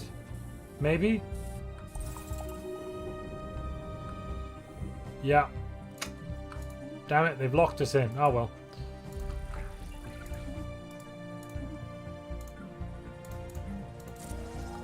Really pay more attention to the homeworld as well. Okay. No, the admin cap, I mean, it's 10%. It's not a problem. We're getting 8% extra tech, 13% extra traditions. It's much better to have a guy on the culture worker job than it is to put somebody in. Oh, let's just fix that as well. And a monthly trade, let's buy 10. I mean, this is still going to be hard to compete with something like Void Dwellers, though, I think. Unfortunately. But that's just the nature of where Stellaris is at the moment. Void Dwellers is very, very powerful. That Void Dweller merchant spam, wow. If you go full synth, you would lose Aquatic.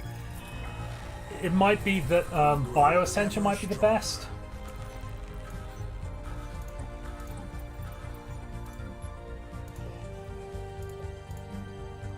Technology secured.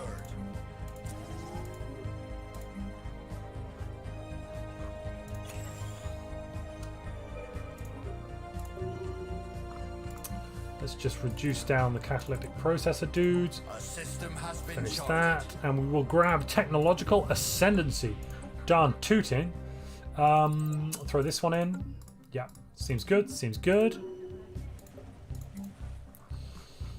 Gene clinic here. Oh.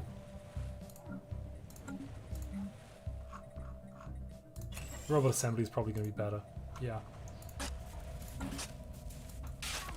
We grow ever stronger. Okay, there we go. Let's move this up to there, this up to here. And then we will move along there. Right, cyborg dolphins. What's going on? How far through? That's only the second new battle, isn't it? Oh, you could go cyborg, but you're already going to be at 100% habitability on all your ocean planets. We're only at 90 here because of hostile fauna. Like 100% habitability here, for instance. So, is it going to be worth it? Not really. A system has been charted.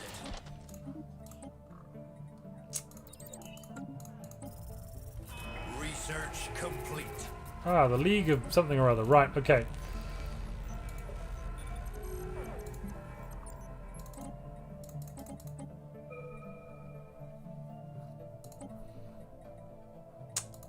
Fusion reactor. That's finished. Alright, alright, alright. Here's the League. Cavant. We grow ever Let's improve relations with these guys. We don't want to make them our enemies too soon. We grow ever stronger.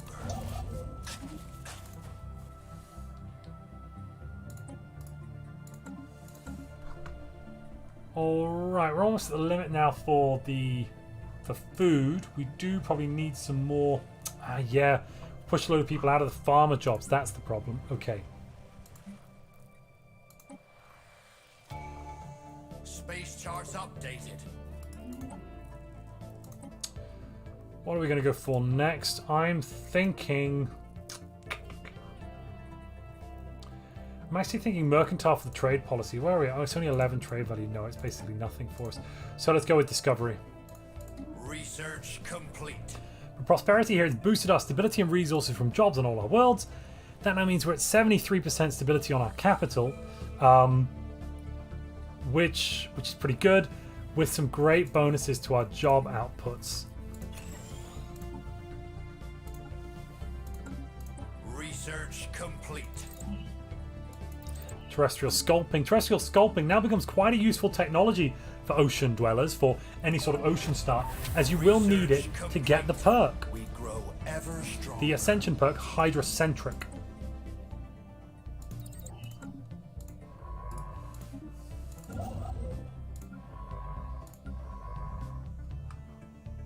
Something to this guy. He's paranoid, eh? Should get over himself. Why are they unhappy? Ah. That makes sense. Well, should probably put one in at least. Yeah. A special project is finished. We'll also need to take that system. We want to have any hope of gathering enough of the resources we want.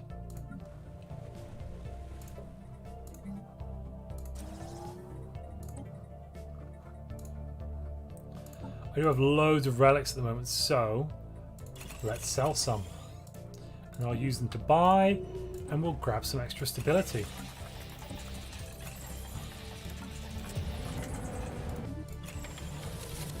Did I see Odd Factory? Oh, cool. Did see Odd Factory. Brilliant. We grow ever stronger.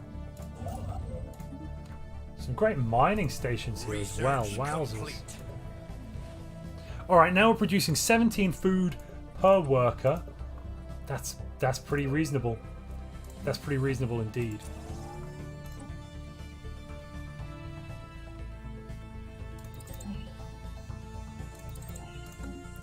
Our research is kind of okay here at 300. Yeah, we're actually doing all right. This is looking good. It distributes mineral water. Yeah, that's basically what's happening, isn't it? Let's do another city district. Ever stronger.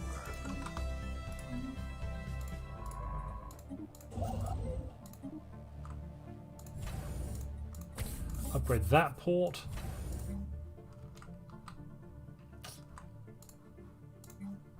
Now, nebula refineries are pretty cool, I think, now. So I am going to grab a couple of those. We grow ever stronger.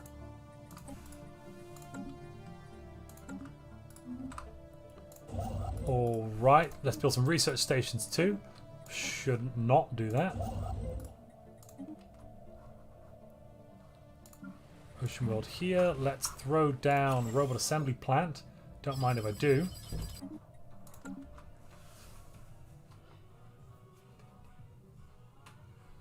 Okie dokie. And then. Yeah, so this is if you've just joined us, welcome. We are on Stellaris Aquatics Species Pack. It is coming out tomorrow, 5 o'clock. So, you know, if you want it, go out and get it. What can we grab here? Let's assembly speed. Let's make them let's make them high bandwidth, and then we will go for efficient processors. Yes. Technology secured.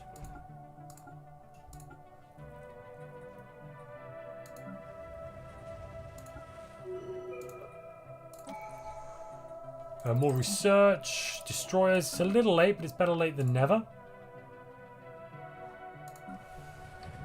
We grow ever stronger.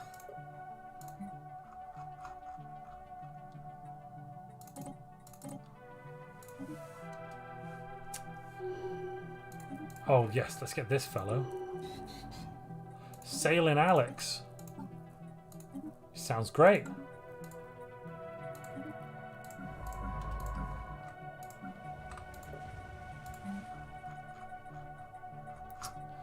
And then we really should put something down. I'm going to put civilian industries here, actually. Complete.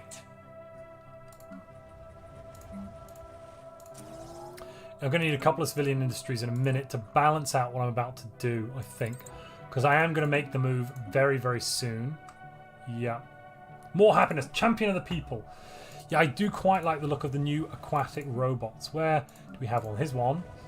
A clerk. There they are. Very cool. They very much remind me of Artificial Intelligence, the Spielberg movie, I think.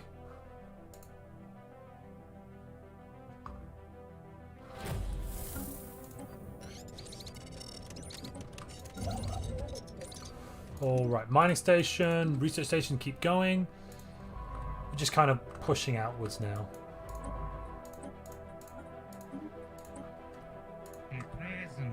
These guys really don't like us. Research complete. We did get destroyers. Got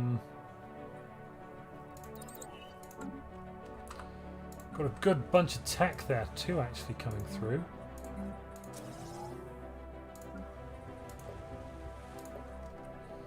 All right, you know, I think it's. Have I got the? Yes. One there. I should probably buy some more minerals just to throw one in here as well.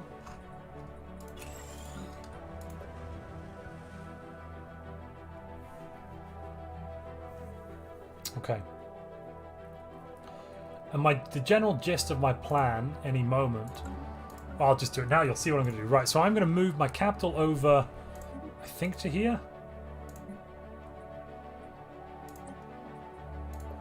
Yeah, we're going to move the capital here to Port of Thieves. That's fine for our homeworld, but now what we can do on our homeworld is I can move my homeworld over to be in a forge world.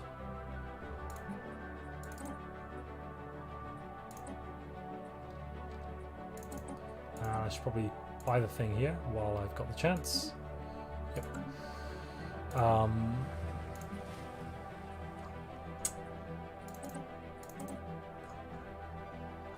6 more. Alright. There we are. So now we should be producing more alloys. We're low on amenities though. Ah, okay. Because we lost the homeworld. That's something I need to compensate for. Homeworld gives out a load of amenities. Yes. Intellectual booty. Chemical plants. We grow ever stronger. Capital production.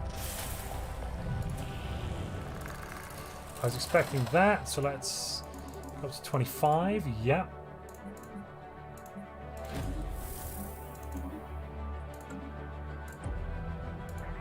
I've not quite got it to come off here, I don't think.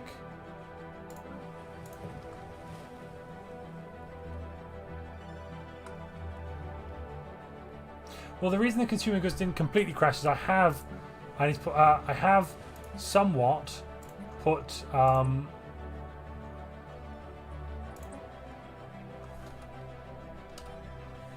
artisans on some worlds in space. So this is This is relatively normal. You know, this is not something I'm unhappy with in terms of... The only thing I'm worried slightly about Research complete. is those relics.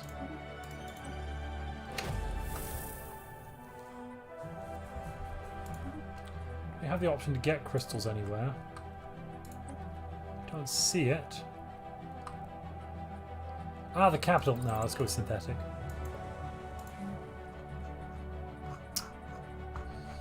And then on the homeworld, I will throw down the energy grid. Yeah. All right. So 71. That's okay. That's not awful. We are being contacted by aliens. I think with some refinement, I might be able to... Yeah, I think this might be viable. I think it might be viable. I mean, part of what's done so well here, though, is I do have 2 ocean worlds for my people, which is blindly good luck. So I wouldn't normally expect to have that.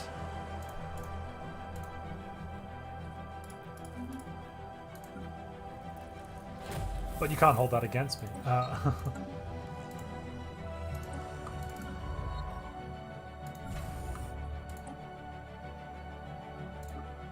Intellectual booty. Ooh, that's a problem. Got no starport on the capital. Didn't think that bit through.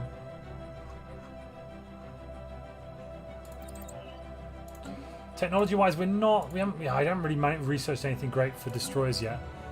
Tech needs to be pushed up a little bit higher.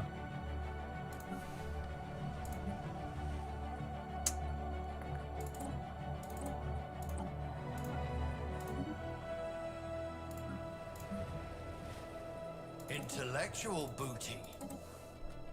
But we're getting a good good outputs, I think. At least I think they're good outputs. I like them.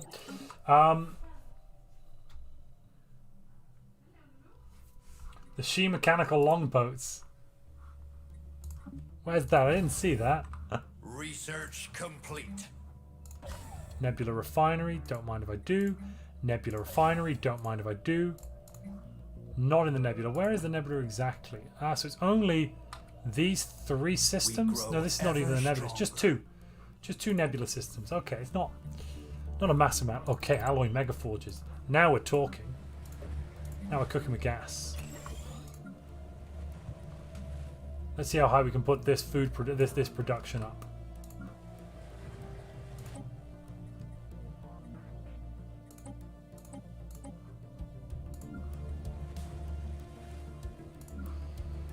And basically, I'm using this world to produce more pops, in essence. Then I've shifted them back to the capital. We're getting lots and lots of food out here. It's very good, actually. And this is a bit of a problem, but it's actually not that big a deal. So, functional architecture has been nerfed a bit. Yes, absolutely. But it's not the end of the world for them, to be quite honest. You know? So we'll just have to see how it settles out. I still think it's quite a good Civic. Quite a good Civic indeed, actually. If you've just joined us, welcome. We are playing as the Aquatics. We've gone through, basically, I'm pretty sure we've gone through all of the features now in Stellaris Aquatics, and we're just having a run through. I'm doing a bit of a research play on Ocean Paradise.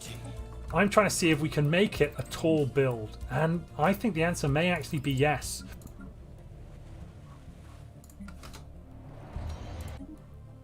I mean, I'm a little bit late on a few technologies. We've got our tech up. We've got a good number of pops on our capital. Ironically, we're doing something kind of strange. Catalytic processing, agrarian idle, is what we're going for here, which is completely bonkers. Not usually would I recommend this kind of mixture at all. But you know, we've managed to get 9k of. I've forgotten to do my shipyards. Too busy talking. Too little time actually remembering steps. So if I buy now, I have to go 1 more month, I think. Research complete. Yeah, okay, that's good. Let's grab the UV laser. If I buy, where are you? Yes, I'm going to buy 100 of those.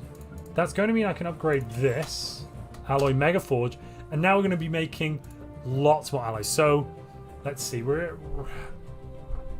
I I think with refinement, this could do it, actually. I think we've got a tall build. An actual working tall build. Holy moly. And it's all based on the fact that this capital, basically we're rushing a tall thing at the start. Yes, in the end you're going to want to go wide with it. But at the start you're going to want to rush kind of a tall thing.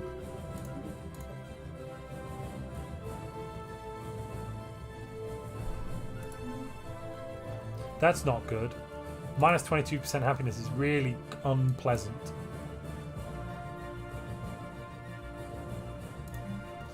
And actually, I'm going to grab some entertainers because of that. Actually, I do need. Yeah, I need it. I need it.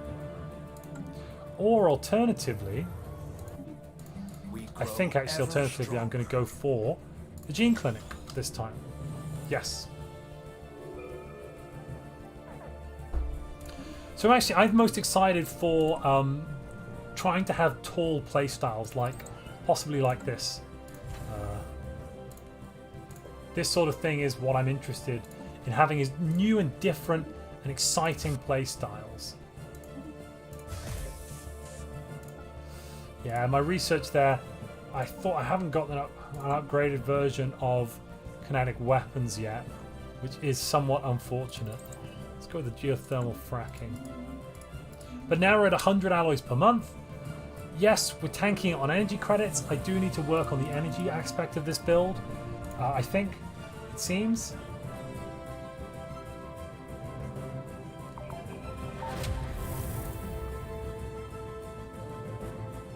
Oh, we get amenities from the farmers. Oh, I just need more farmers. Yeah, it seems Repugnant wasn't so great to use here. You are right. I wouldn't have needed to change the building over with Repugnant. We were trying something out. That's what's important to do with these sorts of things. And now we know. There is new information in the situation log. Well, ladies and gentlemen, I think actually I'm going to, for today, I'm going to wrap it up here. This is going to be, you know, the end. I'm not going to continue playing now. If you've got any burning questions about Stellaris Aquatics, probably if you go back in the stream, if you go back to the start, I actually went through, I'm pretty sure I went through basically everything. I definitely went through the 2 origins and what they give, lots of the events, that sort of things. So go back, you can see it all again. It's high time I weighed anchor. Yeah. Good point. I will be releasing at 5 o'clock tomorrow, 5 o'clock Danish time, 4 o'clock European time, 11 o'clock. So to coincide with Stellaris Aquatics, I'm hoping to release a video on a new build for Aquatics that uses Aquatics, and then maybe another one a little bit later on in the week. So keep your eyes peeled, and you'll see some new stuff. Thank you very much. I hope you've enjoyed this stream. If you have, please leave a like. If it's your first time seeing me, my name is Montu, and I play Stellaris. A whole bunch of videos. I've got stuff on what have I got stuff on? Oh, I've got stuff on things. Lots of videos that cover a whole range of topics. I've recently started doing a lot of planetary management video series, kind of mechanics explored. I've also been doing I've also done quite a lot on ship design and ship testing. Wow, this planet is massive. Size 30 world, absolutely massive. And so many bright lights all across the ocean. Wow. But there's lots to see on the channel, so please go and check that out if you'd like to see something else there. Yeah, remember, dying is not good. Yeah, thank you for that one. As ever, if you'd like to support the channel, link to Patreon in the description. You can also join the channel. And thank you very much to all of my supporters. Very much appreciate what you do. I'm now going to say goodbye, and I will see you again. Hopefully very soon. I might stream tomorrow, probably not though. You guys should all go out and play, so I don't think I want to spend hours streaming while you're all out playing the new DLC. That doesn't necessarily sound like the most fun for you guys, but if you'd like to see me stream, leave a comment, maybe I will. All right, have a very good day. If you want to buy Aquatics, it's out tomorrow. Do your thing. Goodbye from me.